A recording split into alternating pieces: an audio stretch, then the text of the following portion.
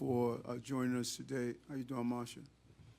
And the real call at the beginning of the year was clear. It was about making sure our city was safe, and we had to put together the right team to do so.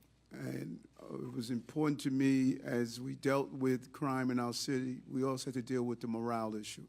And I had to find the right leader that could give the morale that was needed to the men and women who put on a uniform, and also strategically impact on ensuring our city was safe, but without using some of the abusive forms of public safety that we saw in the past. And we found that in our commissioner. And I cannot thank Commissioner Sewell enough for taking on this awesome responsibility. You know, major sports players will state they don't want to play in New York.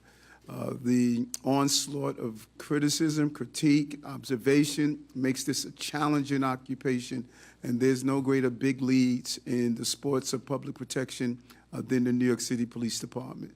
And Commissioner Sewell came in, she put together a real plan of operation, and she built a team around it, and that team is here today. And there are many more levels that we're going to have to go through till we get the product that we know New Yorkers deserve.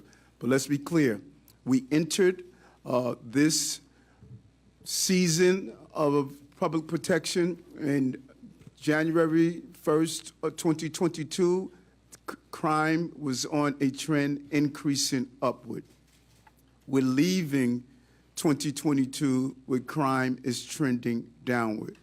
In many of the major areas, some of the major initiatives that the police commissioner put in place, we're seeing significant decreases in shootings, homicides, apprehensions of guns. It's clearly a 27-year high. We're looking at some of those major issues around public safety that we knew we had to tackle. But we're doing far more than just the role of policing. Under the leadership of Deputy Mayor Phil Banks, we're seeing a real coordination between all of our law enforcement entities. One team, understanding that the New York City Police Department cannot and should not have to do this alone. Historically, whenever we talked about public protection, we only talked about the NYPD. That was unfair, it was not right, and we have other law enforcement entities that are now playing a major role as we tackle public protection in the city. I'm extremely proud of this team. We are not spiking the ball. We know we have more to do. New Yorkers must be safe based on the stats, and they must feel safe based on what they're seeing. That is my obligation, to ensure that safety is felt and actual. And that is the direction we're moving in. And every day, we're out in the subway system, we're walking our streets, we're engaging with our police officers, and we're making sure we move towards a city that is, as I always stated, the prerequisite to our prosperity, public safety. And lastly, I want to commend the men and women over New Year's. I don't believe people fully understand what it was like to secure the safety of hundreds of thousands of people while you have an incident where 3 officers were assaulted by an individual who had one intention, and that's to harm men and women who protect us. They immediately brought that threat under control. They apprehended the person who committed the crime. They discharged 1 round, keeping in mind how many people were in the areas. They hit the suspect.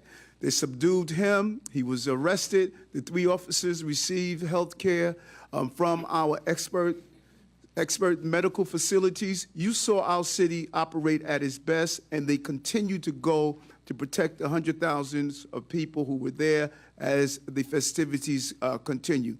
That is the quality product that this commissioner has produced, and this agency has continued to put out day in and day out.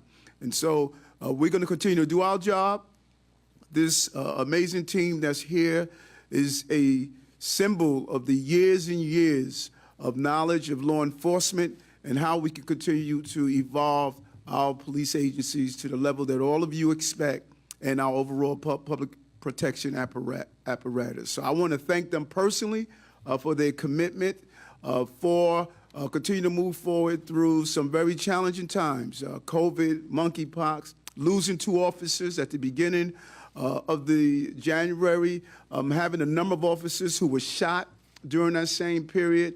And in spite of all of that, they continue to put on that uniform every day and run towards danger to protect our city from those who have made up their minds to hurt innocent people. I look forward to my conversation this afternoon with my lawmakers in Albany as we continue to lean into how do we continue on the gains that this administration is attempting to do around public protection. So again, thank you for coming out today, and I'm going to turn it over to the Police Commissioner of the City of New York, Keechant Sewell. Thank you very much.